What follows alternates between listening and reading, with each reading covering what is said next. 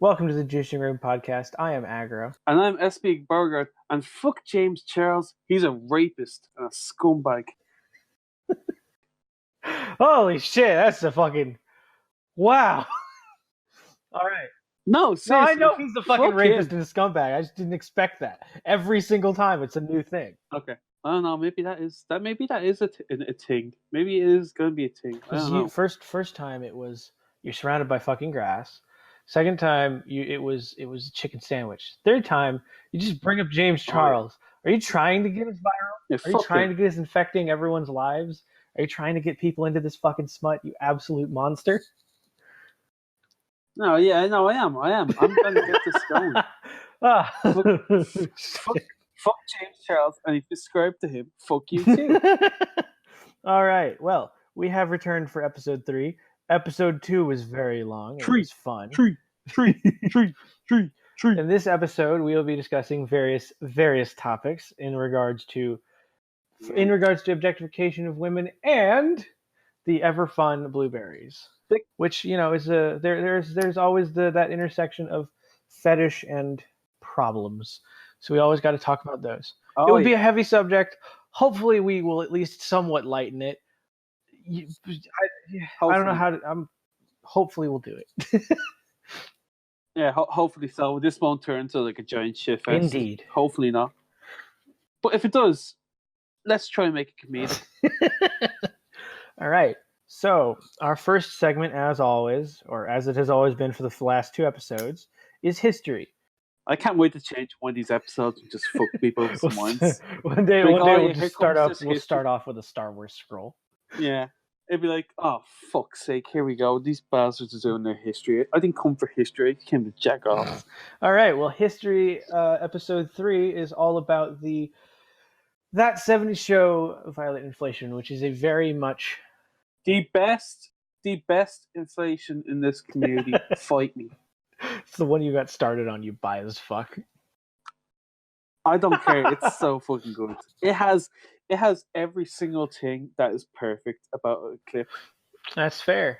It's almost as if that show is entirely dedicated to the nostalgia of the 70s and making people find out kinks they didn't know they had. Like nerds smoking in a basement. Oh yeah, like man, I can't believe I tried when doing it comes to nerds. When it comes to nerds in basement smoking, man, I just can't handle myself. I lose all control. Oh, fuck, man. I lose all control, Barbara. I can't take it.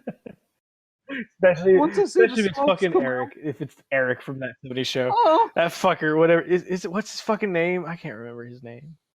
But the fucker. Oh, he's so hot. I think the funny. Oh my god, Ashton Kutcher, she's so hot. It's so hot. Yes, we are discussing that 70s show's Violent Inflation, which is a very unique one because it was meant as a sight gag and also played off of Jackie's insecurities, which is a very funny, very interesting recurring gag in regards to that 70s show. Oh yeah, of course. Like it starts off, obviously we have the flashback, the nice old flash. Well, I wouldn't really call it a flashback. It's kind of like it's an imagination sequence. It's something that people bring in. Yeah, well, it starts off. It's basically the reason why this kind of happens is Jackie's eating was it beef jerky? She was eating beef jerky, and the entire episode was centered around Jackie moving on from Ashton Kutcher. His name was in that show. Yeah, and Donna was like, "You're gonna get fat." She goes, "You're gonna get." Don't you say it, bitch. Fat. No. It's cool. And obviously, it transitions to her in the costume, and then she's like, I'd say 5 pies, which, for fuck's sake, eating 5 pies in the one go. Impressive. Very impressive. Terrifying. Technically, if you tried that in real life, you'd probably get the 3rd pie, and then you would vomit all that shit out. Yeah, because the human stomach has a capacity. Reaching it is not a good thing. Yeah. But no. She's just filming it. Jackie's just filming. She's like, I'm on my 5th. Just fucking throws up all over the pig's bed. Oh, but yeah, she's on her 5th pie, and she still hasn't thought about whatever his name is. Fucking God, I need to look up his name. We'll just say Ashton. Fuck it. We'll just say Ashton. I'll look up his name though. Yeah. Anyways, Donna is basically doing the I couldn't give a fuck mode, where she's like, no, stop, please, wait, oh no, oh fuck, oh god, oh No, fuck. don't It sounds like a stop. Wait. Taylormadeclips script. It legit sounds like a Taylormadeclips script. Oh god, oh fuck, oh no, I'm shocked oh they god, haven't done that oh yet. shit, Now that I think about it. oh no. Don't give them any ideas, it'll happen. Oh, come on. It's not Oh the no, worst thing. oh fuck, oh god. Yeah, it's not. It's basically a line made for t-shirts. Oh god, oh fuck. Geez, oh god, oh, his name is Kelso. Okay. His name was Kelso. Oh my god, I did not remember that No, name. it's an unmemorable name. It's a I did fucking weird not- thing. Yeah, like you remember? Oh, yeah, it's like, oh yeah, Jackie, Donna, Eric, and it's like that. It's like, I don't remember that. But anyways, Like, it was a very interesting inflation. so yeah, As and it's actually great for the time that they actually used the prosthetics, because like obviously they use like they probably use like a Sony Vegas to like get the skin they did, color to or change. or After Effects. At which point they cut away to Donna, and then they come back, and it's just a dummy that's rollable, which is a very interesting. But she actually does get, but she actually does get really big in the clip. It's like the perfect size. It's a very nice. It's also a very nice clip in the fact that they decide to emulate the fantasy, or emulate the process, whilst also bringing some nuance to it, which is something that really didn't happen in any sort of reenactment or redrawing of it in a lot of early inflation art. Oh yeah, and like as well, they just bring comedy into it. Like she gets stuck in the drawer and she's like, "Suck it in, Jackie." Like, suck it in, you big fat bitch. Suck it in, Jackie. It's so good though, because it fits like the characters in every single way. Yeah, it does. But Yeah, essentially, one of the biggest contributing parts of this scene was that it was one of the secondary go-to scenes for fetishists once it was out. Once people started distributing it, and it became more widely spread after. Like as well as that, there's like I have some good insights, tiny good insights into this. Now, I did research on this. I spent weeks of research, sitting on the computer looking like a fat ass bastard, which I'm not. Don't worry, I'm not.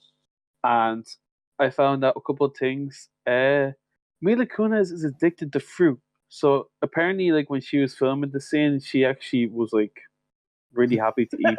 Like, she's been addicted to several things in her lifetime. World of Warcraft, now fruit. Yeah. This is a new thing to me. Yeah, she's addicted to fruit. Like, I remember even when she was saying that, like during her pregnancy, like she was addicted to fruit, and she still is. That's fascinating. Yeah, I feel like that's and subtle. then I feel like that's a subtle implication. Yeah, it's a subtle implication. And then like another thing with like the whole kind of rolling scene on why they used the dummy, they used it for two reasons. Apparently, they did a test run where like Mila Kunis in the suit, but she was afraid that when she was getting rolled into the door, that Donna was going to give her a concussion, basically. So she kind of like opted out of it. That's fair.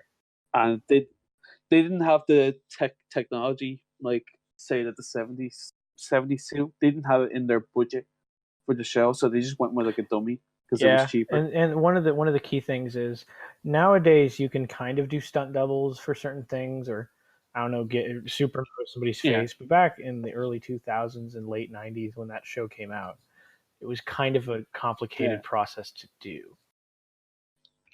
Yeah. I think that episode came out in like 97. Yeah, no, it would have been Herculean. Oh no, it was 2000, April 3rd. Yeah, it still would have been Herculean, because if you look at if you want a reference to how they superimpose or replace faces onto stunt doubles, the best example of people doing that is Star Wars Episode 3, because half of the scene shot with that stuff is with stunt doubles, and didn't that come out in like 2004? So it was pretty late before that started getting 2005 pretty well done. So getting a TV show to do that required not only an astronomical budget but time. So they couldn't have done it. Oh yeah, as well as that, like that scene has inspired a lot of people in this community, myself included. So It's one of the more thanks, one of the more Mila looser Kunis. subsets. Thanks, Mila. You know, you drew me into this life, and now I can't escape it. Thank you, Mila Kunis. Thank you. It's funny. It's funny how that scene has influenced so many people too, because like because you wouldn't expect it to, or you wouldn't expect something that's more of a gag to come off as that. Yeah. But then again, we examine some of we will in the future examine some of the more lesser known, like the Alien Ant Farm and some of the others, and people The SNL skit. And people will say that influenced me too. I'm like, oh, well, shit. There's more to me than meets Because the like eye. usually like people like when people ask you, oh, what influenced you, you're like, oh, 71 clip or 2005 clip, all that shit. But it is what it is, and it's like effectively like over the last kind of couple of years, it's kind of like getting like a lot more like artwork based around it. Oh yeah. Like I know Faraday, she did the whole kind of reimagining of it, and it was very good. It was very well done. Oh yeah, and of course there was like numerous artists who have drawn like that. And funny enough, I actually think like that scene has inspired, say, some of the drawings that our artist of the week has made. Oh yeah, we'll get to Good that. Segue. Good segue there.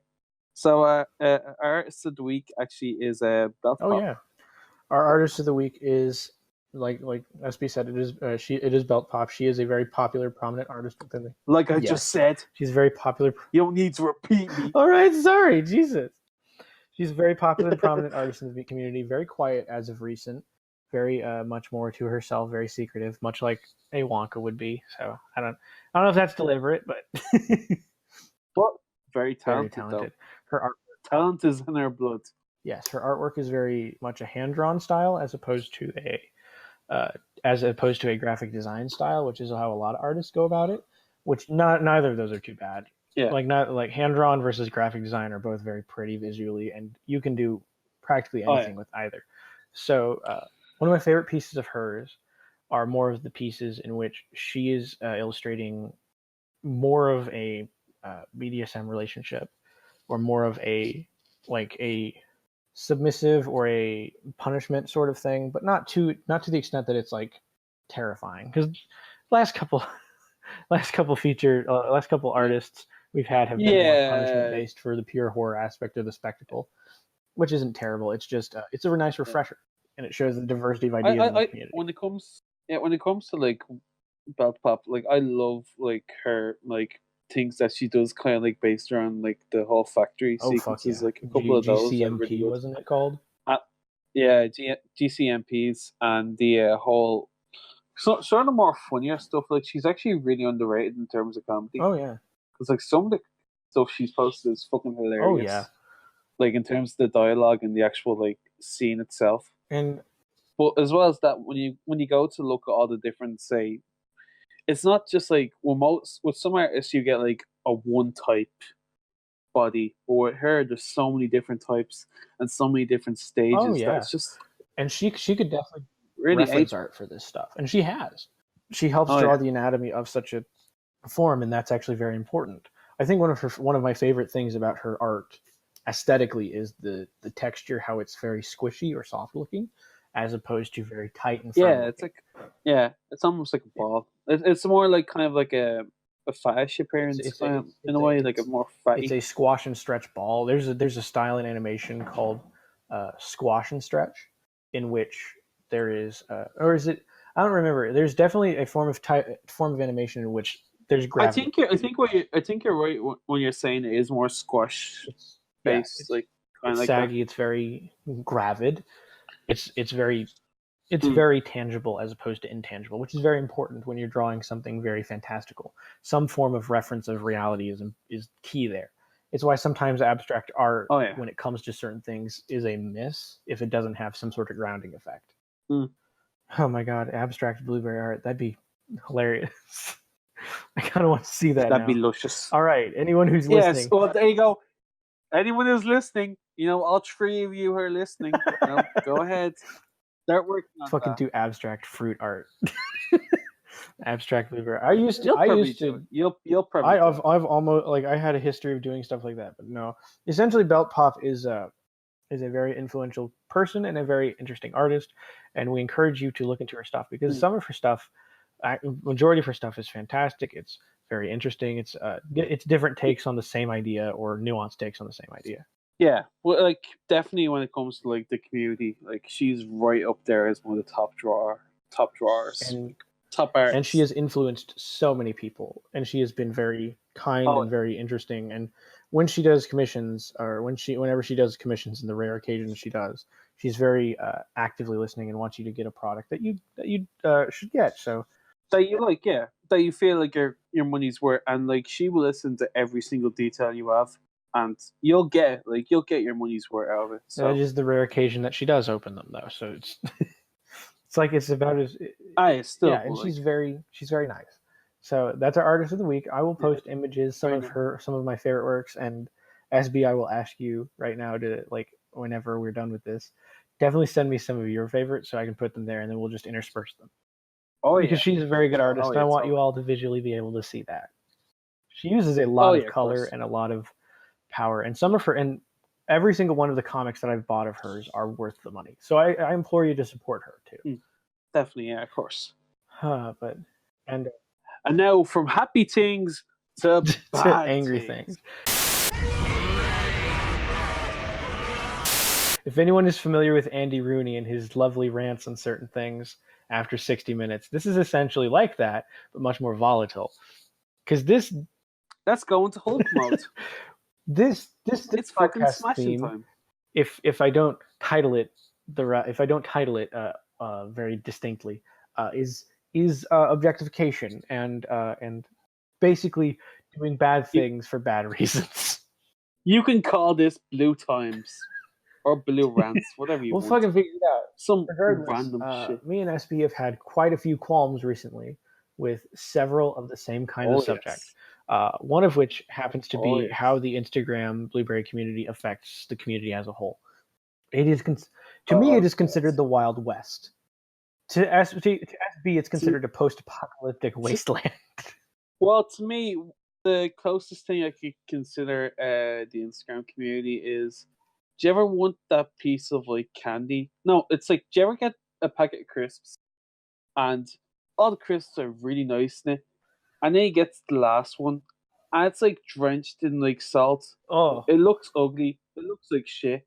It's barely edible. You're making my mouth hurt. Yeah, you don't want to eat it, but you still do anyway because you're a crazy bastard. And you see that, and you have to eat. My gums hurt. It's Stop. Like, I'm gonna make your gums hurt. You have to visualize this pain. I'm feeling it, asshole. Yeah, you have to feel this, because this is what the Instagram community is. It is that crisp that you don't want. You have a bias in the fact that you have had your art stolen on there. So I do not blame you. Everybody's had the art stolen. You've had your art stolen. I've seen your art. You're fucking with me. My art's terrible. I am not fucking with you. All right, well, I'll believe it when you send me an image of it. Regardless, we're discussing in this little rant portion, because this is a rant portion, it's a new segment. We're discussing how terrible it is. For starters, I have been involved in the Instagram Blueberry community on and off very much for the last, I want to say, year. It's been a while. I know that, and I will tell you from experience. I've been there for. I'll tell you from experience. There are two rampant problems. There are three rampant problems. There's a rampant problem of sexism. There's a rampant problem of art theft, and there's a rampant problem of very young kids, or teenagers, not understanding the barricades of what they're doing. Yeah, because they're little shits. And sometimes it's completely true. I've talked to some, and they're like, and I'm like, yeah, that's somebody else's content. You need to be aware of that, and you need to either take it down or credit them. And the minute I say that, it's like I've stabbed their mother in the fucking face, and I know I haven't. I'm being a genuine. Yeah, it's like you've directly offended them. Like, how dare you insinuate that I have stolen art that clearly isn't mine? Oh my god, I see the watermark and all. How dare you? How dare you say things that are entirely true? You put that watermark on my image that I actually stole from someone else who put that watermark there. How dare you? Disgusting. Fucking annoying things that I've ever seen is, for starters, recently, Riddler Corpse, one of our friends and a content producer, he posted a sequence around, wasn't it Christmas with Candy? Yeah. Where Him and yeah. where there's like it's a 12-part sequence and it's just her growing. Yeah. Well, somebody either distributed or posted her unedited pictures, and it was a shitstorm because I don't know how. Like I said, SB doesn't know how. The only possibility would be somebody that we no longer speak with or we don't talk to very actively, or somebody who was entrusted with that. Well, the thing is, though, we kind of do know because they kind of morphed it and claimed it as a fat version, but it really wasn't that. Regardless, good. I'm not gonna jump on that. I'm not gonna jump on that because it's not relevant. The issue is that people posted that, and then of course, it was reposted several times, and alongside the 12 Days of Blueberry thing, and a lot of people did give credit to Riddler. I will say that there were a couple that were very prominent that did. Yeah, more people gave credit to the fact that it was just there, and they decided to repost it. And one of the biggest problems, it pisses me off to the one of the biggest problems is that people actually claimed that they were Candy. Oh yeah, and that was a big no because obviously they're not. I have had the privilege of talking to Candy. I've had the privilege of knowing some of the being able to. And it's a privilege to communicate. And Riddle and Candy both can revoke that privilege the minute you do something absolutely shitty. And there are people who have had that privilege revoked. But rightfully so. But I've had the privilege of talking to her and getting to know her on her other accounts, on accounts that Riddler, helped me get a hold of. And honestly, it wasn't. And honestly, you can tell that these people aren't Candy if you knew her, because first off, they're because Candy is a distinct. She's a distinct person with a distinct personality. These people definitely are either guys or very thirsty people trying to. They're little horny fucks. Yeah. They're little one horny, of the big problems is that that's one of the other big problems is impersonation. People impersonate characters or ideas, or even entire artists and claim it as their own. And then my favorite one is the oh hi, I'm Jennifer, I own this account, and then when you reveal that they aren't a woman, it's like, oh by the way, I've taken over this account. My name is Stefano. My name is Cuntface.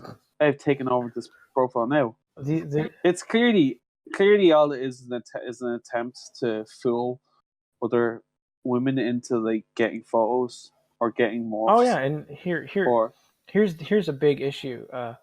Is due to that catfishing problem and due to that issue of people impersonating other people, there are entire accounts dedicated to candid photographs or public photographs of what I assume to be high schoolers and even some middle schoolers, just altered, and it's just downright gross.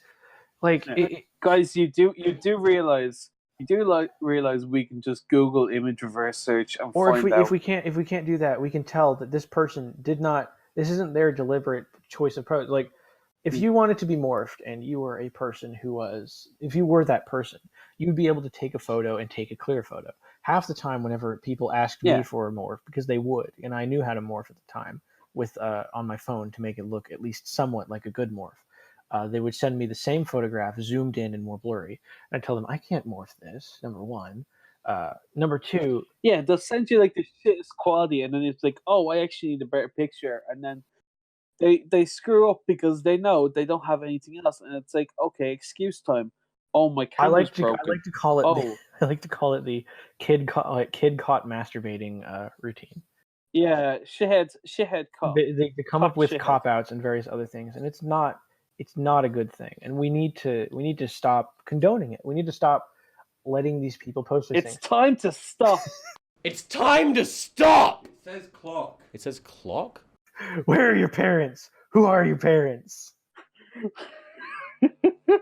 It's a very important problem that we need to address, and honestly, I'm tired of having to walk on eggshells about it. I'm tired of having to look at it as if it's an unsolvable problem. It is a solvable problem. They're just people not willing to fix it. Even when you say that, you say it's a solvable problem. It's a you can solve it temporarily, but you can never solve it. Those people always exist. You need to be realistic. One of my favorite examples of it is how when you first started out and you started doing head swaps, there are people doing head swaps with some of their like high school crushes. I'm like, this is not okay. Don't get me wrong. When I was in middle school and high school and I had this kink and I was very ashamed of it, I would think of my crush or different people that I liked in that position. But I would never impose it upon them and change and get their images changed. Number one, and number two, the thing is just wrong. You kept it to yourself if you did do it. Like I remember I would make little tiny clay berry sculptures and I'd be like, this is this person. Like, cool. And then years later, they'd be completely destroyed because clay doesn't last forever. It melts. It's like it melts, or it firms up and then breaks. And honestly, I'm not ashamed to admit that. We all do weird things when we're infatuated with somebody. That being said, the Instagram community is a rampant problem, and we need to address it in the same way we address most of these problems. Is we need to have a active plan of action to counter these people, because some of them may migrate to DeviantArt if they're popular enough. Some of them may not migrate. Oh, yeah, it's already happened, and I know I'm gonna get flack for this. I don't care. Gabe, you're a fuck. I say Gabba. You say Gabe. That's just. I say Gabba.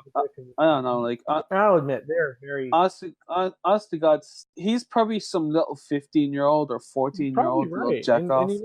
And all he does is steal content. Like he stole content from Riddler. He stole content from Berryverse. Who's another great artist. Jingle. From me.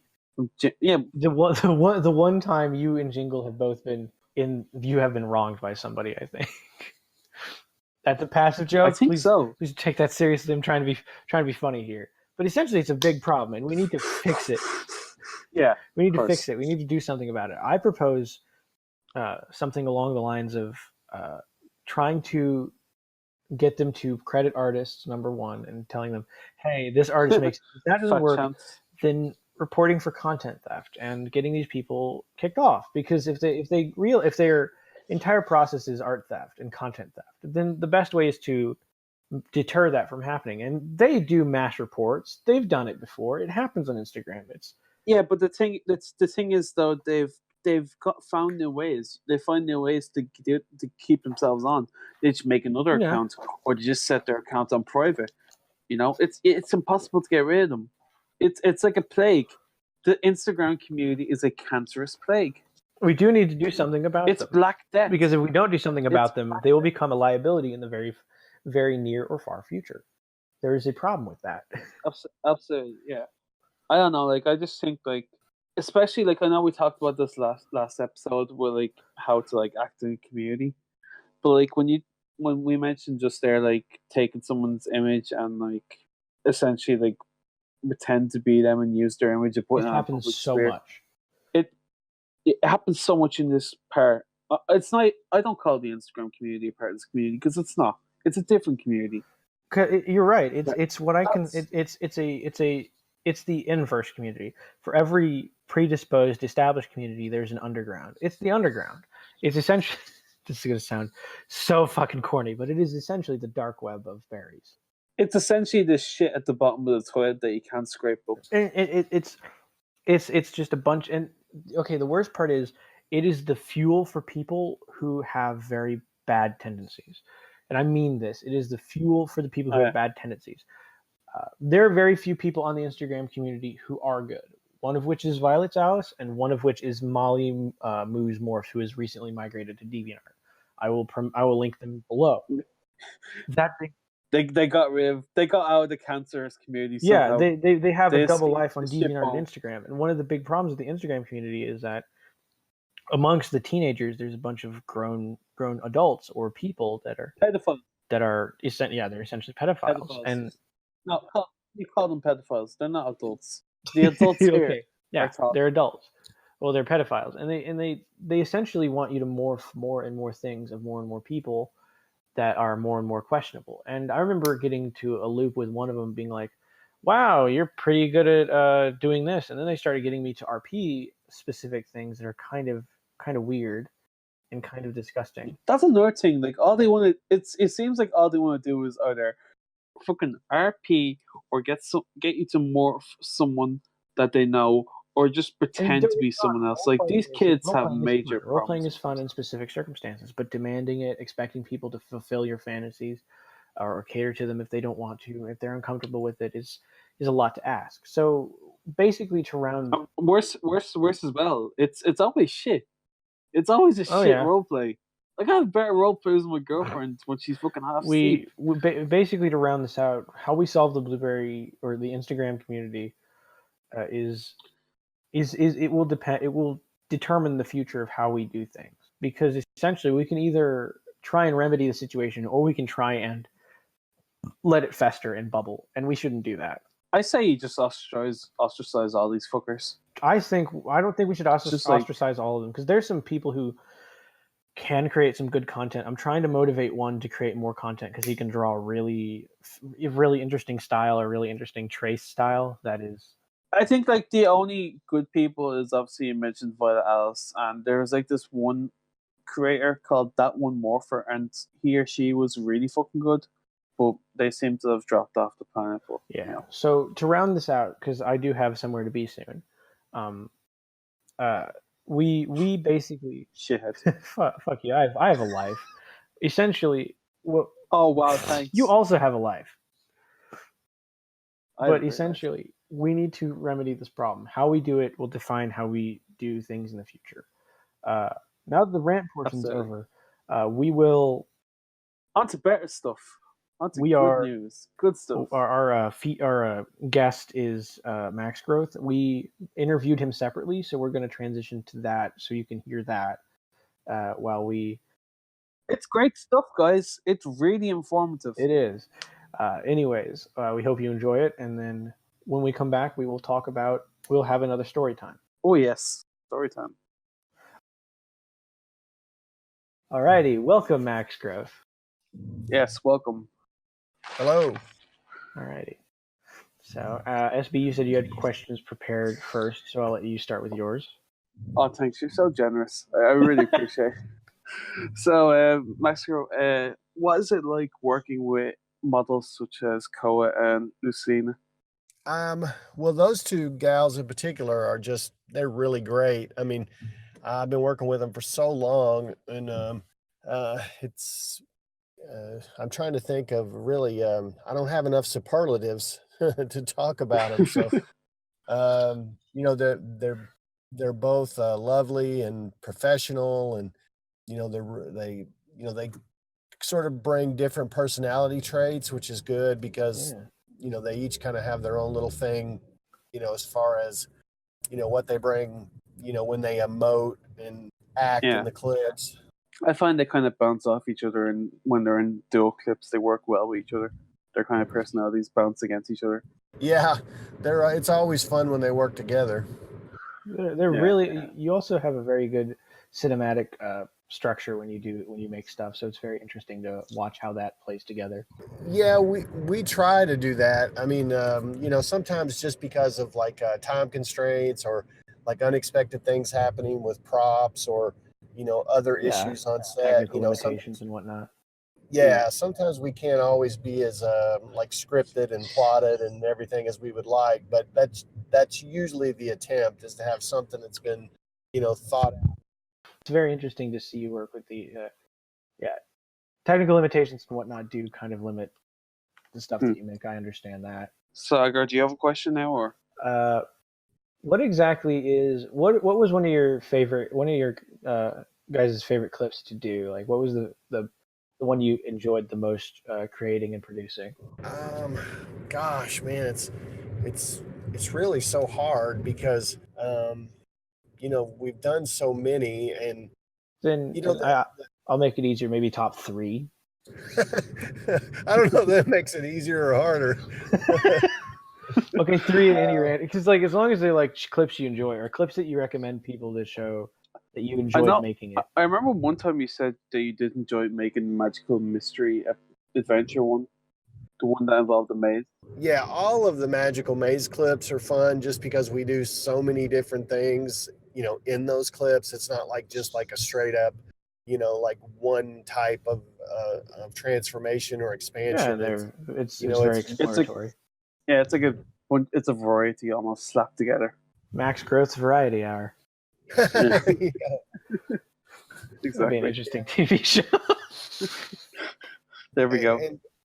And actually, it's funny because a lot of times I can't even remember all the titles that are chosen, for a lot of the clips. But I think there's another one with Koa that was like a balloon battle.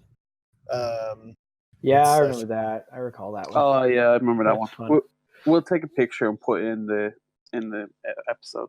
Yeah, that was a lot of fun, and she really helped us out a lot too by doing some unexpected things in that clip. Like, she was like, "Well, let's do this," and I'm like, "Can you do that?" And then she's like, "Yeah, I can do that." And it's like she's like planking on the top of a ladder in this ridiculous position, and is just wiggling her feet and ankles in a way that make her look like she's floating.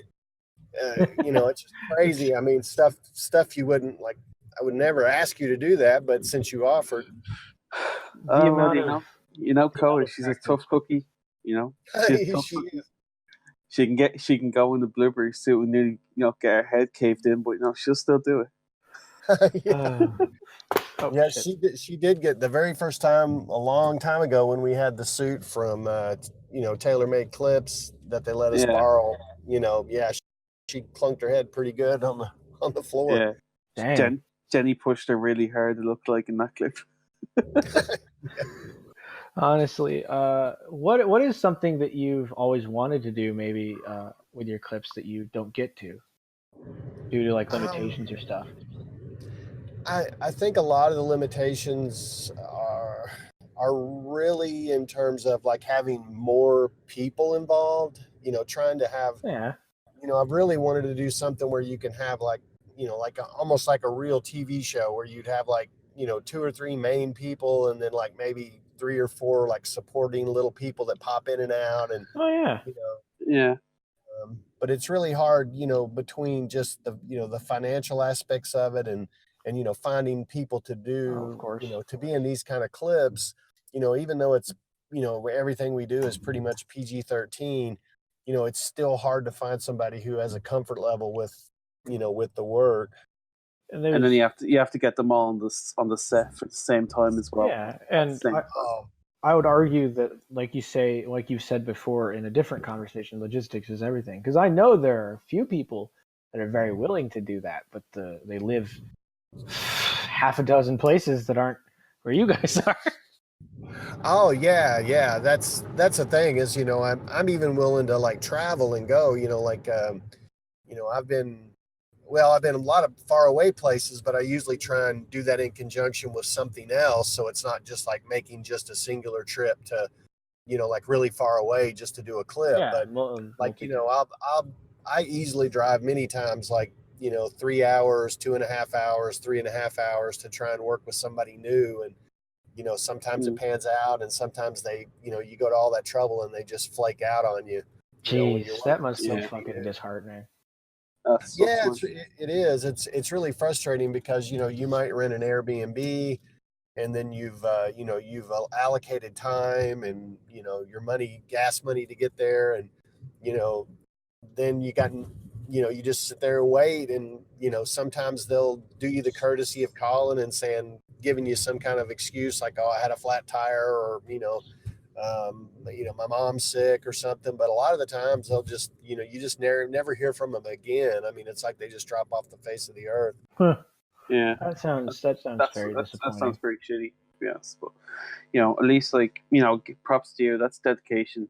I think like that dedication and like in quality comes a lot through your clips. I think that's why like a lot of the community actually supports MaxGrow as a whole.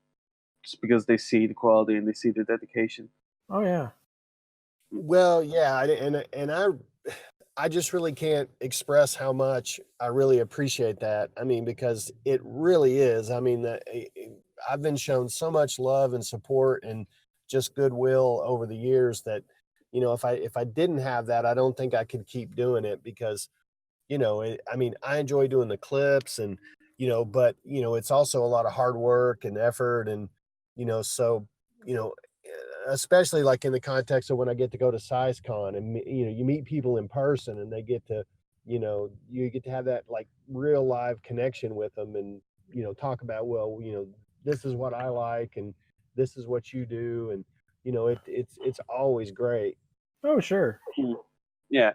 I say when you go to SizeCon, you meet someone who just talk about, oh, I love this clip, and, you know, thanks so much. It just, you know, gives you a good feeling, good warm feeling, and makes you feel like, you know, you're doing the right thing here.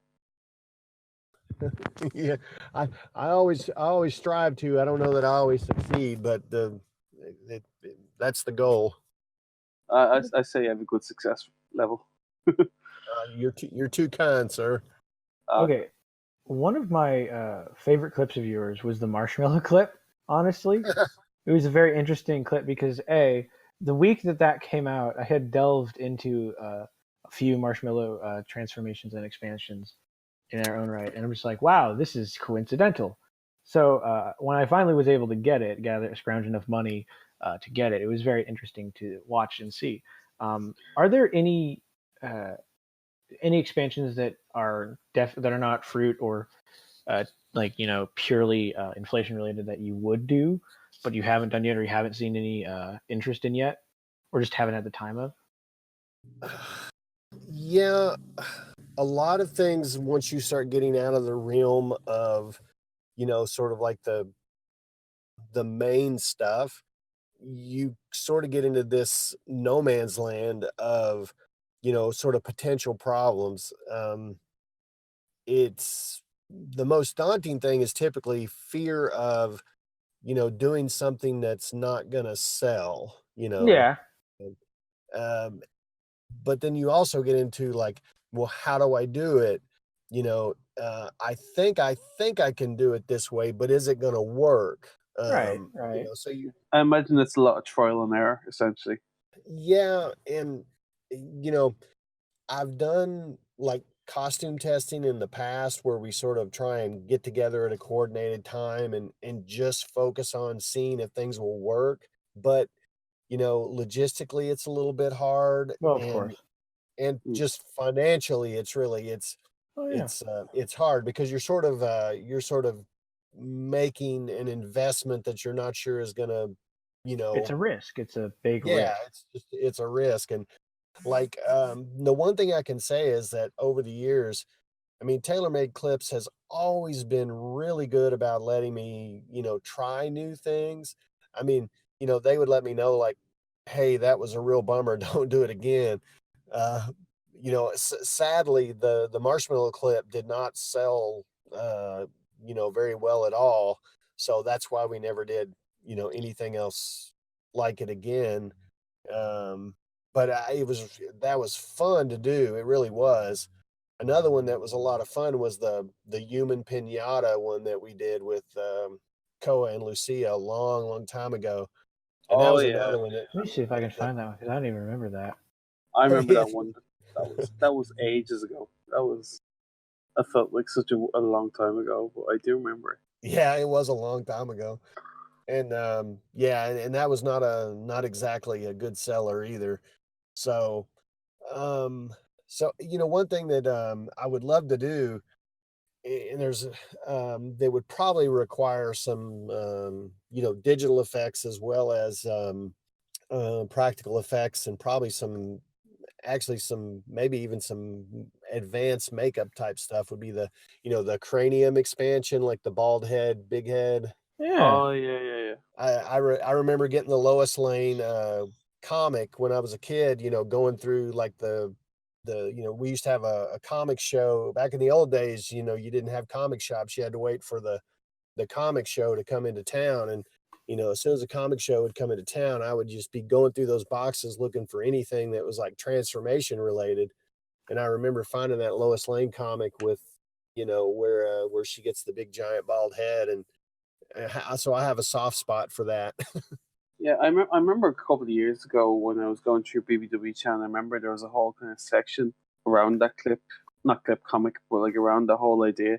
And it seemed to have like a decent amount of like followers. So you never know. Oh yeah, and cherry expansion is always an interesting concept because people have always kicked it around, but they don't really do it. And there are definitely ways to do it. If you need some tips on practical effects, some of the best people to look for or the best people to look at are cosplayers, especially amateur ones. Oh yeah. Like they use things called arm socks, and they use tights to get specific characters with different colors, like especially with Steven Universe, different colored bodies to sort of exist and emulate, and they're almost revolutionary in how they are both cheap and interesting to see. Yeah, that's the amazing thing is there is so much cool stuff being done. I mean, especially in cosplay, but also just in our community. I mean, if you look around and just some the things that are kind of popping up, here and there, people are trying, little things, and I'm a firm believer in kind of like the rising tide lifts all boats. Yeah.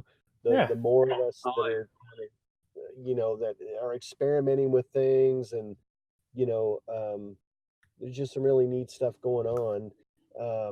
The frustrating thing for me a lot of times is, I got a full-time job and I got a family. And then the clips, doing that on the side is it's not quite another full-time job, but it's almost another full-time job. So the time that I have to sort of like try and learn new things and look for new things is, much more limited than I would like it. Yeah.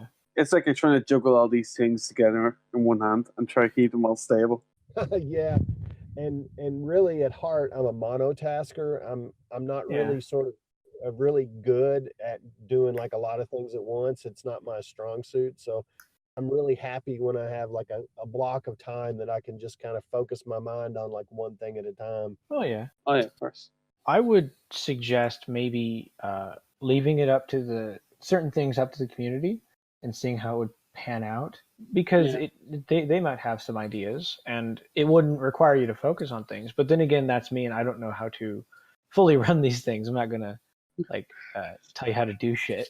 So yeah, like, you're gonna come onto our podcast and we're just gonna tell you how to run your company. We're so amateur. Do it our way or no way.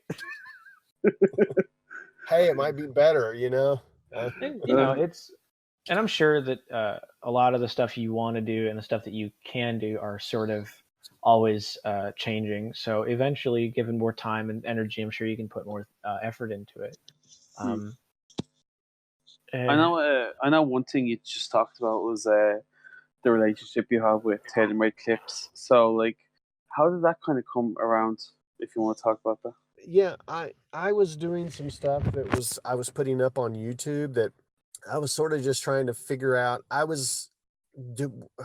had long had an interest in just independent film in general, and I had sort of come up with this idea for doing like a parody of Stephen King's Thinner, and trying to get a low budget, sort of parody of that made. And in the process of trying to do like proof of concept to try and get investors, I was kind of goofing around with like, okay, how can you make a decent looking fat suit that is low tech and affordable, and that has some form of stability to it. And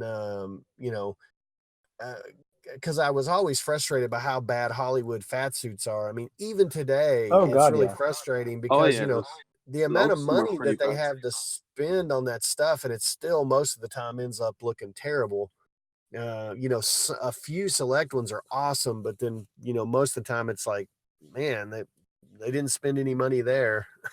I think that's mostly a problem or a direct statement on the fact that most people in larger industries, more like film industries, tend to not know how the body works at larger sizes. They only know the quote standard size, which is a problem in its own right. Yeah, I also figured that people kind of are cheap, and they just do it for the cheapest way possible, but to get the most maximum effect.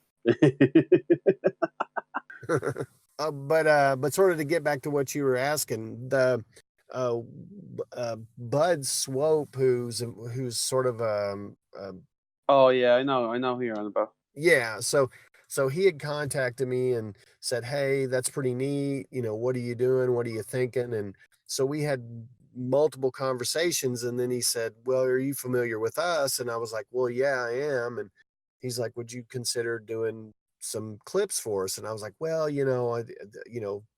it's not, production is really not my thing. I'm more of a writer and, trying to, be a producer." And he's like, "Well, just come on, and he kept pushing me and pushing me. And so finally, he just out of the blue sent me, a camera, a battery pack, a stabilizer bar, a long life battery, just a bunch of stuff to just kind of like a nice little starter kit to make clips. And so, he told me, he said, just goof around. He said, if you try and do something, a few times and it doesn't work out, then just send the stuff back. And, so that's pretty much how it started. I just, just took a stab at it and put out something that was probably pretty bad and just kept theoretically improving over time. Yeah, so I'm guessing when you were looking for models, you just kind of went to Model Mayhem and you were just like, I'll see what I can find on there. I'm guessing. Yeah, Model Mayhem was probably the first place that I had real success finding somebody. The first model that I actually I got off of Craigslist, and you know, she was okay, but it was still, um, there's a lot of venues to get, actresses, especially for quote unquote adult or fetish or erotica or Mm. whatever you want to call it. Um, but there's definitely a learning curve to getting actresses and models. When I look back at how I was doing it in the beginning, I I'm really amazed that I got anybody, because it was Yeah. just, it's not that I was doing anything necessarily bad or, hiding anything. It was just, not polished and, kind of hum-hawing around and, Yeah. Yeah, it was rough. yeah. So, I mean, now I've got to a point where I kind of understand what I need to say and, how I need to say it. And, sort of, especially with Model Mayhem, it's nice because they have, search features that help you sort of refine what you need by location and the type of work that they do. And you can sort of Yeah. eliminate contacting people that, that would prefer not to be contacted about, anything that's, again, even though it's PG-13, it's still considered, radioactive by some people. Yeah. So for all you people out there who need models for specific things, there's your direction, There's your domain. So I guess our final question, which we usually ask most people, if I remember correctly, haven't we asked this to most people, SB? Yeah, we asked this to everybody, so and I think you kind of alluded to it, but I'm not certain. What got you into all this kind of stuff? Like what got you interested in blueberry specifically and the greater transformation kink or size kinks? Well, really, I think you're just kind of hardwired. Going to SizeCon in particular, like when you talk with people on the internet, it's one thing, but then when you actually talk with people in person, I think by far, I have to say probably 90% of people's like origin story about how they got into, whatever their particular transformation or expansion thing is almost exactly the same. And I think you're just wired that when you see a certain thing, I mean, especially if you're maybe like right on the cusp of puberty or, preteen or whatever, I just remember always being fascinated, even as a kid, with like transformation stuff, like especially, cartoons and TV shows, comic books, even in like science fiction and fantasy novels. Yeah. And so I was always just sort of gravitated to that. And then as, of course, as you get older, then, you sort of actuate that in a different way than you do when you're a kid. It codifies itself. It goes from like a bizarre fascination to direct codification of it, I guess. Yeah, it evolves over time. Yeah, so it sort of reaches that critical mass. And then you sort of realize what that was germinating inside your head all those years. But yeah, I mean, I can't say like one. I mean, some people will have like one specific thing. Like I saw this first thing and that was like, bam, that's what. But for me, it was just kind of sort of like almost anything transformation related at that point in time. It's a sort of a collection of things. Yeah, and that kind of goes into a theory that I have with certain things that you pointed out that we're kind of wired certain ways. I think people get a fixation and then it just sort of emulates into it, or it just starts going into it. But yeah. Well, thank you. Thank you for letting us interview you and spending some of your time with us. Thank you very much. If you have anything to plug, feel free to, where it's a Patreon or VidDown or whatever. Yeah, I wish I was smart enough to remember what all my link information was, but we can post. We'll post whatever what you want in both the description and stuff. But just promote anything that you like to promote as well. So I appreciate that. It's been a pleasure talking to you guys, and anything that you could put up for me, the Patreon and the TMC store, that would be great. Of course, we can do that. No bother. Well, thank you. Thank you very much, John. Good day. I appreciate it.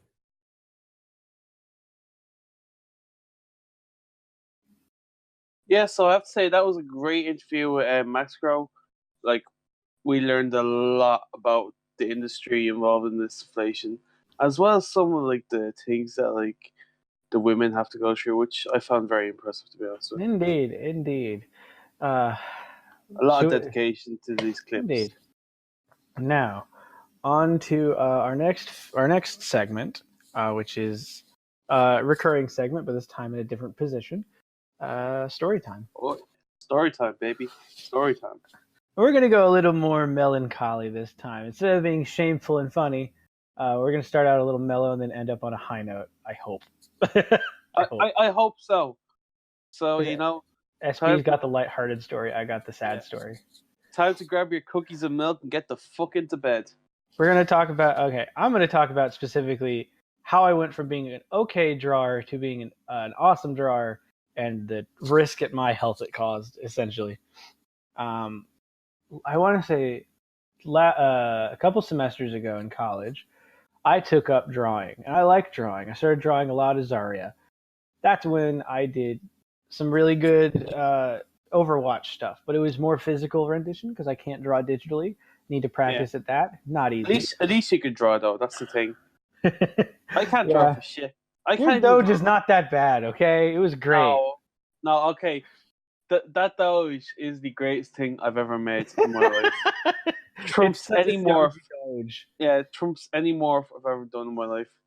But that's when I took up drawing, and right around that time, I had an encounter with somebody whom I have no idea their real persona or anything, but they said they really liked my art and my writing and my drawing, and they wanted me to draw them lots of things. This is about the time I started commissions, so I wasn't really. I was really hesitant. Shout out for commissions, guys! Shout out for commissions. I was really still available. I was really hesitant. Wink, wink. I was very hesitant to give them stuff for free, but you frugal fuck. But at the same time, they had given me really good ideas through roleplay and story stuff. So I was like, okay, this person's got a good reputation with me. I'm willing to do it. I really regret doing that because in the subsequent months, I would find out that this person demanded a lot without giving a lot in return. They were very, I would say, shy, but that's me being nice. They were probably very concealing of their identity because they didn't want to have an attachment. And so I would draw several things for this person. I'm not sure. Should I say their name? Because they're not very active anymore. If you want to, go ahead. Their name was Bluerish. And they basically they gave me ideas to draw, like a character, a redhead who would go through various different transformative, mostly weight gain and berry related stuff. And I will display some of the pictures in the little placeholder down below, or where the placeholder is down below. Basically, I drew a ton of things, or actually, you know what? I might change the format of how we do this to make it a little more appealing. But essentially, I'll wherever the placeholder is on the screen, I'll put it up there. And honestly, I do not. Instead of a bunch of 80s commercials, again, nice. No, it's gonna be fucking bunch of 80s commercials, but then it'll be interlaced with pictures because they're funny. Yeah. They're good. They're good placeholders. Nice commercials. They're funny. I mean, look, they're fucking stupid. But no, I'll show the pictures because and it made me develop feelings for this person because at the time I was separated from my current girlfriend and I was trying to find somebody else because I told myself I had to move on. So I tried. Not easy at all. And I got attracted to this person because of how little they told, but how much they gave when they did tell. And so eventually things got very heated several times. And while my artwork improved, my quality of mental health and stuff did. This person basically pushed me to make things for them without any compensation. And it's not like I asked for a lot of compensation. My commission prices are probably cheaper than they should be for some of the stuff that I can do. But it was just like a kick to the stomach. And I realized, you know what? I need to get away from this person. And I'm glad I made that decision because that person was harmful. It was very harmful. I remember when I was like going through the pages and just like looking at like his or her stuff. If you notice that the stuff that she made me do versus the stuff that I did out of my own volition, they're very different. They're very much more realistic as opposed to very much more my style. So it's distinct. You can tell the difference, but that's essentially my story. I still think the best drawing you've ever done is the chocolate river berry colored. It's fucking fun. Well, thanks. It's actually that was one of the ones that I took a lot of pride in. That was my style. I'm glad I did that one. I need to do more of those. Like, oh yeah, definitely, 100%. 100%. More fucking factory postcards inspired by stories that I've read, because it's fun to do that kind of stuff. And I need to do more Zarya because Zarya doesn't get enough love. If you like Zarya, comment below. I know most of you probably don't. Okay, next story. Yeah, you get fuck Zarya. Fuck Zarya. Fuck yeah, that. Fuck her. Yeah, fuck her. That short-haired bitch. Fuck her. Please fuck her. You would fuck her. You would fuck her. You would right. fuck her. That's the thing. Your turn, because my story was short and sad. Oh God. Right. So I kind of have 4 images that I just chose because, you know, they're nice looking and they have a story behind them. And essentially what I want to do each story is kind of explain sort of why I did them and I suppose what's the kind of meaning behind them. So the first image I want to talk about is titles. What did you expect? Oh, obviously expect a bunch of weird fucking titles because, you know, that personifies me, weird titles. So essentially with this image, the main thing what I wanted to do was, I think I'd seen a number of the pictures from stories about like how like women would go to say like a Wonka tour and they'd be wearing like a dress and during the inflation their like clothes would rip. So I wanted to try kind of invest in that. So what I did was I used obviously the 71 body, and what I did was I actually made it look like the buttons ripped open and they're a big pair of titties, you know, as you would hope to see. And of course I'd been wanting to do an Alyssa Violet morph, so I was like, fuck it, I'll put that head on. I can't remember which one that was. Let me see if I can pull it up on my let me see if I can pull it up in my own gallery, because it's actually quite an interesting. You got quite an interesting style yourself. You got a very distinctive style, as opposed to. I hope so. Some of the sameness. I don't want to be some copycat dickhead. When you originally started out, there were so many copycats. It was hilarious. Oh my God, I remember that was hilarious back in those days. But yeah, like, honestly, God, it still is one of my favorite images, despite not being as technologically advanced as some of my later morphs. But it kind of holds like a special place in my heart. I don't know why. It just looks nice. Yeah, it's very well done. Though I need to find it again just to know that I'm talking about the right one. If you go into the misc section, you'll find it. It's in the miscellaneous section. Okay, let me see. Yeah. But all right, continue.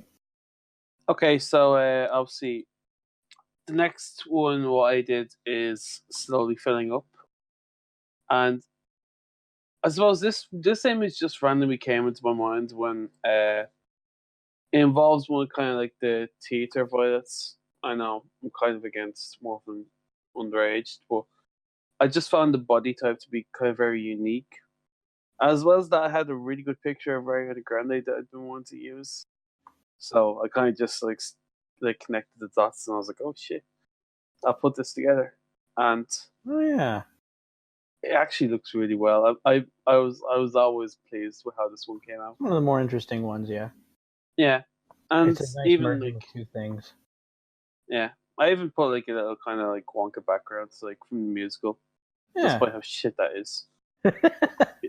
All another- you might need to do to fix it is a bit of shading here and there and a bit of tinting. Oh yeah. The thing is, Other though, than I could do that now. That's back then I couldn't. Ricky, you got more talent. You have a lot I more. got more time. I got more experience.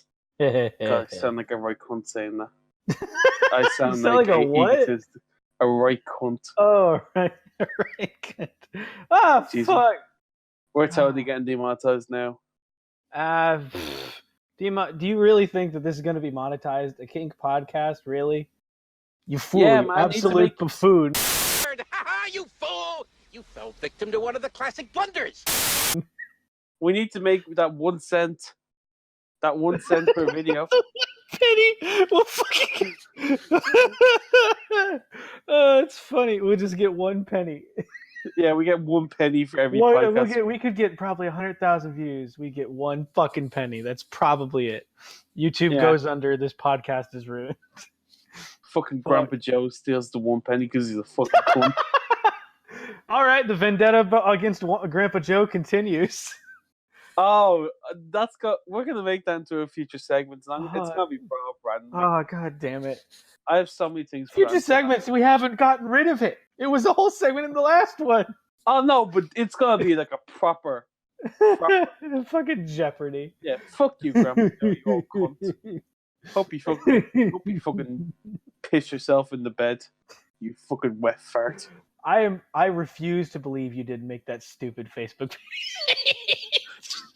I didn't even know there's a Facebook page until they There's a told me. fucking Facebook page. It's so weird. Oh my God. It's just like happy Merry Christmas to everyone except Grandpa Joe from the 1971. Yeah, it's like bizarrely fuck specific. And she's like, all right, okay. Because at least the one from 2005. At least he's not a cunt.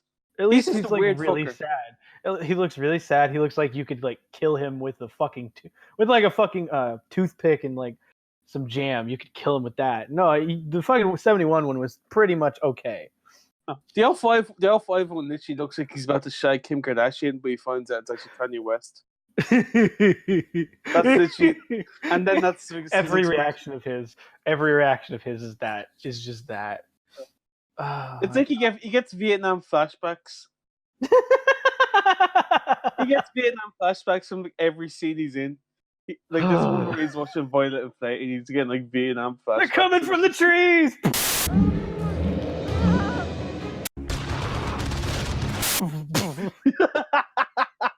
No, it's World War II flashbacks. It has to be because it's older than that. Fuck. He's just watching people explode with grenades. And he's fucking, like, it's a fucking World War II flashback kamikazes. Oh shit! Oh shit, boys! All right, now your next one.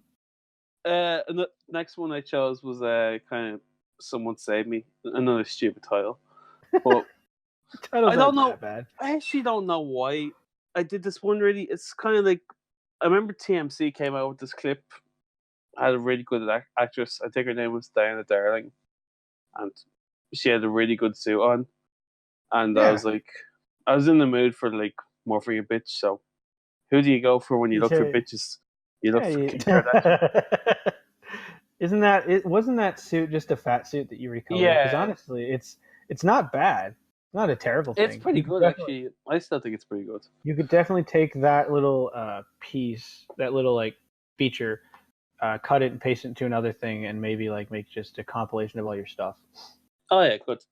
And that's kind of the story behind that. And then the last story I'll do is it's called "Accidents Happen at Wonka All the Time," and the only reason this image exists is because of the Ariana Grande pose. It's fucking hilarious. Wait, which one? Which post? The yikes reaction she had. Yeah. I saw that and I was like, fuck, I need to make a morph. And I was like, I just randomly grabbed Emma Watson and I was like, let's put this. And then I just put that together. I was like, oh my god, that looks so good. It's funny as hell. It's definitely one of my favorite images. Is that background a chocolate syrup factory? Yes. Oh my god. I had no idea that was. Oh my god. The more you know, kids, the more you know. I refuse to do a cutaway gag with that fucking stupid thing. I'm not going to do it. If I do you have the right to shoot me. Okay, let's get your guns and dicks ready. It adds a whole new dimension to the word shoot. Bow, wow, wow, wow, wow. Yeah, that felt fun. Oh, this is fun. We have fun. This is a fun podcast. Oh no, I thought we were having shit. No, this is a fucking horrible podcast. I don't know why you're watching it in the first place. Holy fucking shit. Freaks. I mean, judging by the very large collection, Renaissance painting of Bionicles and the altar to Godzilla, I'm a freak, definitely. I don't know about you. I'm a freak in the sheets. Yeah, boy. Holy shit! What are we doing with this? I thought this was story time, not story time. Story time has devolved into a what the fuck is going on. Holy shit! All right, well, I told you it would get lighthearted. I didn't think it would get that lighthearted. I always like to pull off surprises. We went from talking about manipulative art mooches, which is a reduction of what happened, to just fun things. This is dick shots. It makes me think of tiny shot glasses in the shape of dicks. Well, you know, I never thought you were going to see this. You go into episode 3, and then they're talking about dick shots. Expect the unexpected. We have to keep moving. That's what she said. Oh, that felt horribly. You know, there's a game for that. Whenever you say "that's what she said," you say a color afterwards, and if somebody already says the color, then I think you get hit. That was what it was like 5 years ago. I've never heard that before. It's the stupidest game. It is the dumbest game. It is the dumbest game. Well, it comes from America. What's the name? It's shit on the Patriots. Why don't you? We don't need to summon him. Oh yeah. But no, seriously, this was a fun turn of events. I liked how this went. Yes. Now we're gonna move on to our next segment, which is news. The news. And you had news, didn't you? Yes, I have. Yeah, of course I had news. I'm not just gonna say, here we go to the news. We have no news. Next segment. You fucking did that the last time! Yeah, that was a cutaway gag. At least I knew then. I'm not going to do it intentionally when we have no fucking news. Yeah, you know that one of these days I am going to do that. I'm going to we have no fucking news. The news is we have no fucking news. Holy shit. Okay. I'm currently checking the TaylorMade forum just to see if I have this correct. Actually, funny enough, Plumpin is actually on his 21st page of his Blu-ray comic. Oh, really? And that's starting to develop. Yeah, it's starting to develop really the fucking the Plumpin' Up. Yeah, it's really developing good. Yeah, I'm really enjoying that comic, by the way. That's really pretty. Really interesting. It's bringing something new to the community that I haven't really seen in a long time. It's a different perspective, and I am actually really enjoying it. Yeah. And then in regards to clip news, as opposed to comic news, There is new berry videos in the works by TaylorMadeClips. Shit. Shit, I fucking burp. Are you saying it's gonna be shit? No, you foreshadowing? No, but I know for a fact that they're probably that. What day is it today? It's Thursday. It is Thursday The 23rd of May. Which also, by the way, to break to break the fourth wall, this is a separate recording from the first half of the podcast. No, you're not meant to say that. Well, I said it. It Break makes us continuity. look unprofessional. It makes us look unprofessional. This is professional. You This is fucking professional. fool. Okay. Thank you. As well as do these Houston? Okay, no, here it is. 5/21. Okay, so Friday. There is one coming this Friday, so tomorrow. So if by the time this comes up, it has already come out. This is old news. Old news. Though by the time I finish editing this, it'll probably just about be ready to come out because the editing time or the turnaround time for each of those clips is about a month usually with editing and stuff. It takes me a couple days for just the audio stuff. I can't imagine what the visual stuff and cutting away different B-roll footage to get it to work would be like. So that's coming up. I have heard progress. Go ahead. You first. Okay. Also, Lord Altros has released Blueberry Vengeance 5, so I want to give a quick shout out to that. Fucking looks amazing. The OG King. The OG King continues with his amazing series. The Demon Lord of Berries. Yes. That's the canon. The fucker of wives. The fucker of wives? Is that what you said? Yeah. What the fuck? All right, that's fair. Other news. Trying to make him more badass. So I was like, oh, fucker of wives. Riddler Corps is moving forward on his big project. I believe they're doing a lot of photography coming up soon. If not, they also are doing an AMA, which isn't asking me anything. So yeah, they will be doing an AMA soon. I believe from the time of this recording, it'll be the Saturday, so it might have already happened. But if this is up before then, we hope you enjoy it. Yeah. Of course, it's a great opportunity to talk to Candy and Corpse, get to know them better. Both of them are very open. Very open, very nice, and very cool. And sexual studs. Other than that, that's about it for community news. I really should have a transition for this where it's like the Channel 5 news. Oh, that'd be funny. That'd be fun. I might actually use something from a cartoon now that I think about it. I don't know. That might be that's illegal. I'll figure something out. This is a fun segment. We always get more the more professional we get. In 5 years, the new segment will be discussing crises of the berry community. A drought in the fuck. I'm tired. I don't want to. A drought in community making. A drought in quality.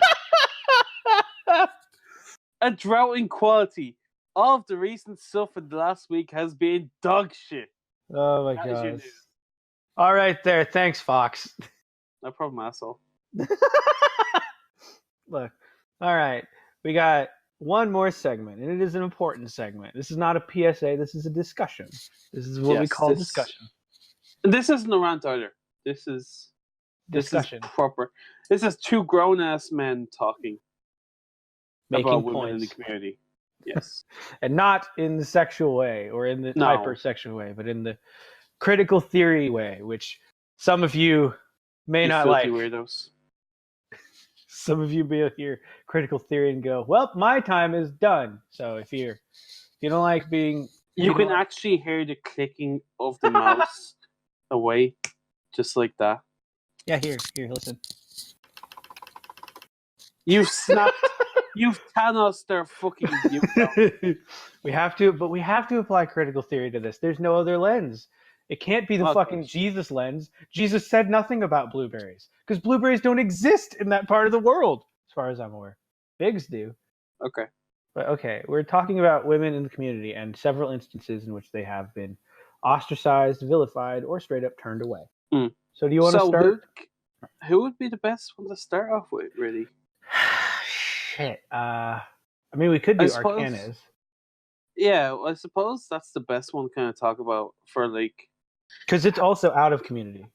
Yeah, so I reckon that's kind of the best one to talk about because that actually does focus on the damage that the Community can do to women. And the damage people's perception of it can also do. It's a nice little intersection between both. Yeah. So yeah, you start. Arcanas was like such a nice person, and she still is. She's such an amazing model, and she was such a genuine person to talk to. I remember when she first came on. I think who was the first person to actually morph her? Was it freaking Weirdo or was it someone else? Freaking Weirdo was far on. It was Love 'Em, right? Yeah, it was. I think it was someone else, but she was like properly like having fun doing like morph requests. Yeah, because like, she wasn't into it herself, but yeah, she was like the OG Candy. That's the best way to describe it. OG Candy, or the pre-Candy, or what would be the predecessor to a lot of the current models stepping into the forefront. The prequel to prequel. And she got a lot of appreciation and love. I'm sure hearing that name is kind of a bit of a nostalgia high for most of you. Oh yeah, that definitely is for me. I remember a lot of her stuff. I remember. I think I have some of it saved. I might have to. I have all of it saved because. But she was very approachable. She was very courteous, and she was very willing. And then she's very willing. She was very willing to do like pictures. Yeah, like once they're in reason. Like she was great, and she was just like Candy. She was very, very good at being expressive. And then one of the big problems that occurred is, first off, if you're not already aware, the blueberry community and the inflation community as a greater whole, and the size community as a greater whole, are looked at as more taboo fetishes in kink comparative to most kink culture. It is normal to see BDSM in popular media as a running joke or running, quote, taboo image. It is abnormal to see inflation or size as that. In fact, it's almost a conjecture of what is normal. And here's a good comparison. 50 Shades of Grey came out because BDSM is a popular mainstream taboo kink. As much as it is mainstreamed, it is still seen as taboo, whereas ours or size kinks are not. That's kind of the ongoing issue. Yeah. And since that was such a bizarre thing, I believe what happened was, wasn't it a YouTuber? Well, I can tell the full story, essentially. Yeah. Essentially what happened was Arcana's basically, someone told her about like their experiences in the community, and the person said that they had gotten death threats. And that kind of, scared her a bit. Who the fuck is sending death threats in this community? Probably the stupid Instagram community. But that wasn't around back then. That's the thing. I was around on Instagram back then. That didn't exist back then. I don't know. It's probably some just like weird people in the community because there are still weird fuckers. What? Dickheads. Yeah, cunts, cunt burgers, cunt face. Delicious malt. You fucker. Dude, I'm a fat ass. You know this. He's fat. But anyways, back to the topic. Yeah, and then as well as that, she was also getting a massive amount of requests from people who basically were harassing her. It's harassment because they would not stop like asking her and asking her and asking her and asking her and asking her. I feel like we should specify the difference between harassment and just general asking a question. If you are sending 4 and 5 messages a day, asking for the same 5 things, if you are sending even 1 message per day, every day for a week, you have just sent harassment. 7 messages to the same person. That's harassment. Yeah. It's very. Yeah, considering the amount of like requests and like notes that she would get. She's only one person. And she would do photo requests for a lot of TFs and a lot of other stuff. Still does do a lot of animal TF and stuff. I mean, yeah. No, it's more kind of on her own Instagram page. Oh yeah, that's right. She moved to Instagram as well. Yeah, and essentially, as well as that, there's also this kind of DeviantArt cringe, which Ugh. kind of put a few of her photos up, and that kind of was the breaking point for her. Yep. Like, it made her delete a lot of her own images just because she was like afraid. And it's a self-conscious affirmation that it's terrible. She was afraid of people recognizing her. And you know what? I'm not there's a word for this. I'm not I sympathize with that. It's not you sympathize. Terrible. It's part of the reason why my name isn't my real name. It's actually the opposite of my real name. Instead of being the last letter, it's the first letter. Holy shit. Yeah, nobody cares. But and I want to make a comment about deviant cringe and cringe culture. If you engage in cringe culture, you are actively acknowledging that you yourself either sympathize or understand that these people are doing something weird and that you have done something just as weird. Cringe culture is a tasteless sort of diving into things that make you viscerally go, "Eeh." And that's not it's okay, but you have to have some healthy perspective.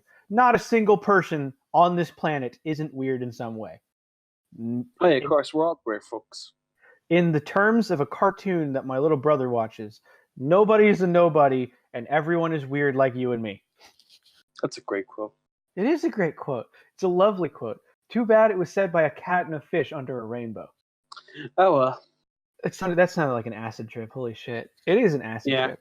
But no, if you and that's just one example of a female feeling ostracized or vilified in the community. I have a couple more examples. There are lots of lurker DeviantArt accounts that I've talked to that are operated by female persons, and you know they're very quiet. And part of the reason is because I don't know how to say this without sounding like a jackass. So I'm going to sound like a jackass regardless.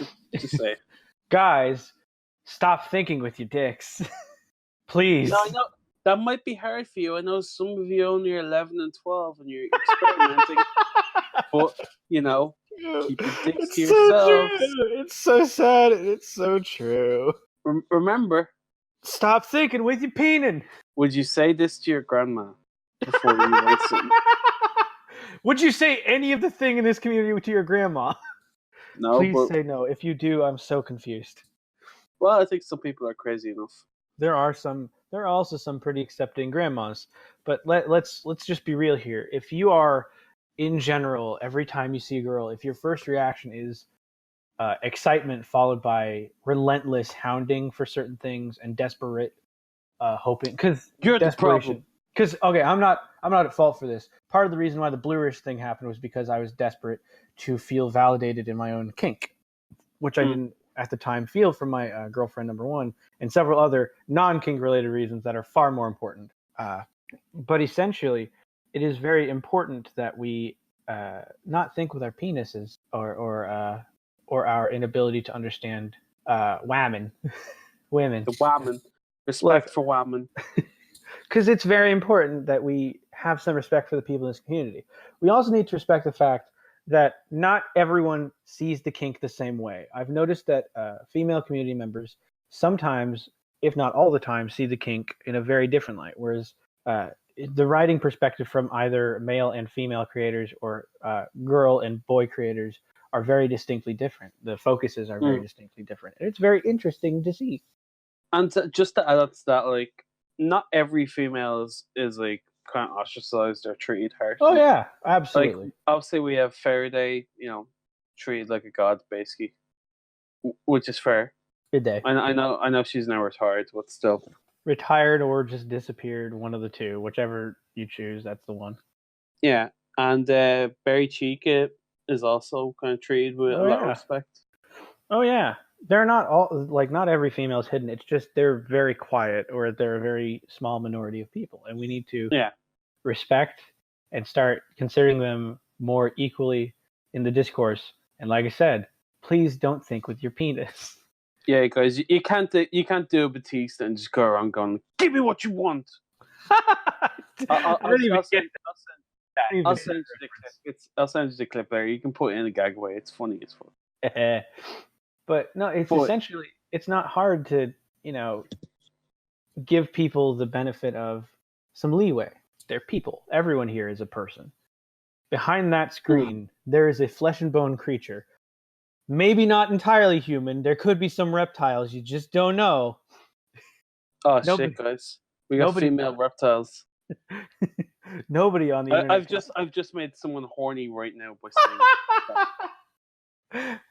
saying on the internet, nobody can know you are doggo.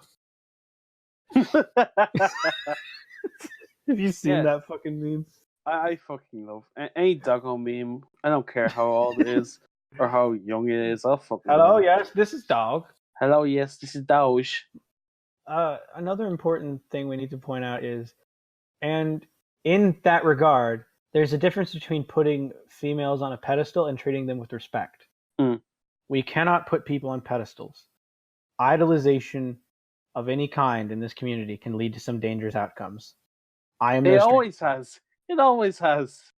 Of any kind, in any placement, that is regardless true. Of gender. Regardless of gender, it's always regardless of gender, community, idolization always leads to some terrible outcomes. If you look at somebody with the unfettering eyes of a wander-filled child, and you don't give yourself the grip of reality that maybe they're human and they will make a mistake, you'll be hit by a train later in life. Oh yeah. Idolization fucks you. It fucks you royally. Oh yeah, of course. I think as well as that, we have a good opportunity with women in the community, with Candy. And so far, people have treated Candy very well, and that's good to see. Because it's fucking sad that we don't have our Candies in the community more. I remember the times we used to have chats, and she was such an enjoyable person. She's very lovely and very very understanding. It's a shame that we'll never have her back, but Yeah, and it's kind of a similar scenario to how great creators fall. When something happens cataclysmic, realization or not, it usually just ends up in that creator just leaving. Life happens and it sucks. And sometimes life hits a lot harder than you want it to. Sometimes life is a deviant cringe video after months of harassment. Because I don't think it was years. She was around for about a year. No, she was there for a year. It was a few months, but months of harassment. Yeah, it's usually that's the realization. You gotta give people some leeway, guys. Just just don't be a dick, please. I think as well as that, as we mentioned, I think the women at MAXGROW as well, and even the more are people as well that we can treat quite well and have been treated quite well in fairs. Yeah. And we have some reality with them. We know that they're people. After all, it's a from scratch kind of little company that makes videos, which sells through TaylorMadeClips. So it's very. You fucking. We're trying to keep it neutral here, you asshole, or at least somewhat unbiased. Ideology over neutrality. All right there. But there's also my girlfriend is starting to get into starting to kind of get interested and get into the idea of the kink itself now that we're back together, and I've been thinking about letting her into surfers and to introducing her to friends and not kind of not keeping it away from her as much as I do. The problem with that is I'm afraid people will see that she's a chick and then hound her, which overwhelms her, number one, I think, and number two, it's just a dickish thing to do. Just because people are girls does not mean that they're not just because a girl's a girl doesn't mean they're going to immediately fall head over heels for you. Life isn't the movies. Everything sucks. This is reality. Yeah, absolutely. That's the same with my girlfriend. There has been attempts to try bring her in the community, but they've fallen flat on their faces thanks to the community. Several things. Cough, cough, cough, cough. Oh, come on.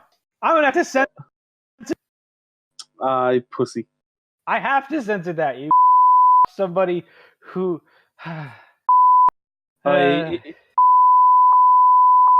Little panties in the twist. So you can't say that. You can't say that. I'm not gonna fucking. I'm gonna censor that.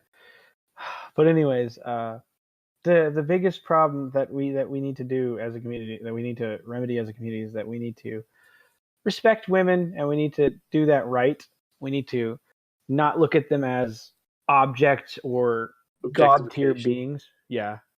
Like there is a way to get content with women. There's a right way and there's a wrong way. And for the longest time, a lot of people have been doing it the wrong way. Yes. You can't, and we need to focus more on doing it the right way. I know they're this not treated as objects. Yeah. It's more like a business contract we have to treat it like. I'm sorry, this community, while inspired by Willy Wonka, should not have to sugarcoat shit. We have to be direct and upfront. And if people are okay, and people are okay with that, if they're not okay with what we're doing with their image, we don't do it like that. You gotta. The respect is a very complicated process, a very simple thing that leads to complicated, wondrous outcomes. You have to respect them enough and understand them enough that they are people, and you can't be indirect with them, and you can't be hounding of them, and you can't be dispositioning of them and destructive of them, because it hurts. It's very harmful to both us and to them. Yeah, and plus, it's if we continue to do that, it's just going to keep putting halts in our community's progress. Like, which is gonna suck. Yeah, I'm not trying to say we're all progressives and we're in an age of progressivism. Jeez, that was a hard word to say. But it's not. We kind of. But you may say that you don't want to say it, but we kind of are. We're in a transitionary period, which is usually when these kind of things happen. And culturally speaking, we have to think more productively and more solidly, coherently. We can't just keep having these feuds and feudalistic things. Ironic coming from me, coming from the two hosts. We'll talk about that in another episode. Honestly, we gotta actually start working in solidarity, because it's not productive. I mean, it's taken a toll on my mental health. It's taken a toll, I'm sure, on SB's, and it's taken a toll on everybody's mental health. We have to stop being feudalist, and we have to start being direct and start being coherent. Otherwise, we're gonna. Funny enough, we'd actually be stronger all together than working against each other. I know it's such a cliche, like fucking happy-go-lucky jack-off thing to say, but how ironic! I talk about my Zarya images in the same episode. We say "Together we are strong." That is fucking. That's funny. I wish I got the reference for that. As long as Zarya's big thing is "Together we are strong," and that's the thing. So I'm going to cut away to Zarya now, so she can finish out this show. No, that's a lie. She's going to be a cutaway gag. We'll finish it out properly. Damn straight. Damn straight, boy. I just raped everybody. Holy shit, I think I'm having a breakdown. That's how you already have your breakdown. This could be like a world record. Like, do you ever know when you shoot like 300 points of bowling and they like pull down the hatch and there's like a fucking all balloons and confetti come down? Perfect game, yeah. That could be for every time you have a fucking breakdown. Yeah. I have them. And no, I'm not making fun of mental health. It's literally, it's an observation, and it's completely true. It's why I'm going to therapy, because I need to go fucking get through this. Don't worry, guys. I'm not making fun of mental health. Mental health. He's just giving me shit. He's just giving me shit. I just gotta say, just in case, we're buddies. We're buddies. Snowflake comes out, and No, don't say that. He'll come out.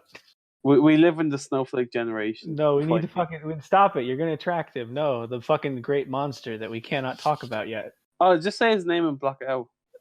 No, I'm not going to do that. You already said one. I don't want to have to censor twice. I've done that before. It's not fun. Having to listen to. Does it begin? Is the guy? No. Is the guy who keeps calling you? Possibly, yeah. But I think the funny part is, I'm going to censor that too. I'm going to have to censor a lot. And you realize the reason why I'm telling you not to do this, because when I censor, I have to listen to make sure that it covers the entirety of what is said. And that is usually a lot of beeps. I go deaf after doing it. Oh, well. It's a lot of beep, beep, beep, beep, beep. Holy shit. No, maybe one of these days the whole podcast will just be one large beep. April Fool's podcast number 270. We talk about the most serious issues. Donald Trump, communism. It's just one long beep. April Fools. April Fools. Oh my god, you sounded so dumb right there. You literally sound like your IQ dropped of 50 points. I also need to make this. Also, since we're closing out the discussion and closing out the podcast slowly but surely, I may also make this a shitpost channel. So if every now and again you see an update and it's not an episode of the podcast, watch that too, because that's gonna be fun. Oh yeah, Shitposts are the best things. Shitposts were the best invention. Best invention 2019. But this is a lovely discussion. Respect women. Respect the women. And don't be a dick. Just don't be a dick. We'll dedicate this segment to Arcanes, as always. Respect. Miss you be. Respect. We should have an in memoriam thing, because she's not dead, it's just she's gone. Oh yeah. No, I'm not gonna do that. That's too on the nose. Yeah. Fucking close out the podcast with "In the Arms of the Angel." In the arms of the angel. Don't know the rest of the lyrics. Oh my god. And that was... I don't know how to react to that. Oh shit. Anyways, well, this was a good podcast. I think we did a lot of things. We had a lot of fun. No, this is a great podcast. We hope to see you all again soon. Here in our fun little podcast. Have a good evening. Have a good morning, afternoon, good evening, and good night. See ya. Good day, good night, and goodbye. None.